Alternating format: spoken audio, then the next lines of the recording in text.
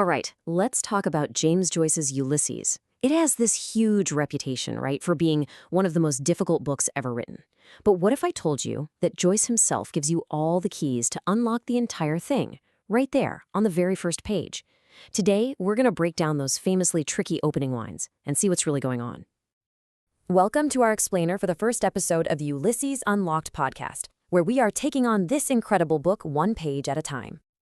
And hey, if you enjoy this kind of breakdown, definitely hit that like button, subscribe, and drop a comment. It really helps us out. For a much deeper dive, you can always check out the full podcast. Okay, so with Joyce, nothing is ever as simple as it looks. The real question is, what's hiding just beneath the surface? So, let's get right into it. These are the very first words of the novel. A guy named Buck Mulligan shows up on a rooftop in Dublin. He's got his shaving stuff, seems pretty normal, right? Just a man getting ready for his day. Or is Joyce actually showing us a blasphemous religious ritual, a symbol of an ancient betrayal, and a literary revolution all in the first few sentences? And you've probably guessed it. The answer is yeah, all of the above. So, right off the bat, Joyce starts messing with us. He drops the first major clue with the very first words Mulligan speaks. And, get this, they aren't even in English. Mulligan holds his shaving bowl up in the air and says this. Now, it sounds really grand and formal, but it's totally bizarre for a guy in a bathrobe who's about to shave. I mean, who talks like that? This is a huge blinking sign from Joyce telling us to pay very, very close attention. You see, this isn't just some random Latin he pulled out of a hat. "I will go unto the altar of God" is the literal opening line of the Catholic Mass. And just like that, everything changes. That rooftop, it's not just a rooftop anymore. It's an altar. And Mulligan isn't just a med student. He's pretending to be a priest. And this is where the parody just clicks into place. Joyce draws these perfect parallels for us. The shaving bowl becomes the holy chalice. The cheap dressing gown becomes the priest's sacred vestments. It is a full-blown, intentional mockery of the Mass, and it gives us our first key to this book. You have to read everything symbolically. Okay, so we've got this hidden religious parody. Pretty clever, right? But Joyce is just warming up.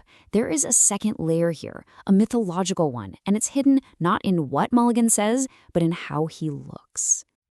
The text gives us these incredibly weird details. His face is equine. That means horse-like. And his hair isn't just blonde, it's grained and hued like pale oak. You have to ask yourself, why would Joyce use such strange language? It's because he's not just describing a person. And when you lay it all out like this, whoa, the connection is just stunning. A horse-like face, hair like carved wood. He's a false friend, just like the Trojan horse was a false gift. Mulligan is a human Trojan horse, a living symbol of betrayal, hiding in plain sight. And this changes how we think about the entire book. We all know Ulysses is based on Homer's Odyssey, the story of a hero trying to get home. But the Trojan horse is from the Trojan War, a story about invasion, violence, and the enemy within. Joyce is telling us right here, his book is about that too. All right, so we've got symbols and we've got myths. Now for the third key, and this is where Joyce really shows his hand. He basically announces a complete revolution in storytelling with a single, unexplained Greek word. So Mulligan flashes this big smile showing off his teeth with gold fillings, and then bam, this word, Chrysostomos, just appears on the page, all by itself. No quotation marks, no he thought, nothing. It feels like a typo. So who's saying it? So the word is Greek for golden-mouthed, which is a perfect little dig at Mulligan's slick, showy personality. But honestly, the most important question isn't what it means. The game-changing question is, whose thought is this? And right there, that's our first taste of Joyce's most famous technique, the interior monologue. We are no longer just being told a story by some narrator. We have been zapped directly inside the mind of our main character, Stephen Dedalus, and we are hearing his unspoken, unfiltered thoughts as they happen. So let's just step back for a second and put all this together. We've got a blasphemous mass, a mythological betrayal, and a sudden dive into a character's consciousness. What has this first page actually given us? Joyce has handed us 3 essential keys to unlock the rest of his masterpiece.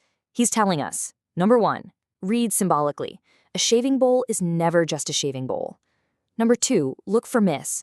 A character's face can be a clue to an ancient story. And number 3, listen for those inner voices, because we are going to be jumping inside people's heads a lot. The takeaway here is huge. The first page of Ulysses isn't just an introduction to the characters and the scene, it's an instruction manual. Joyce is actively teaching us how to read the complex, beautiful, and wild book that's about to unfold. It's absolutely genius. And thinking about it this way just opens up so many more fascinating questions.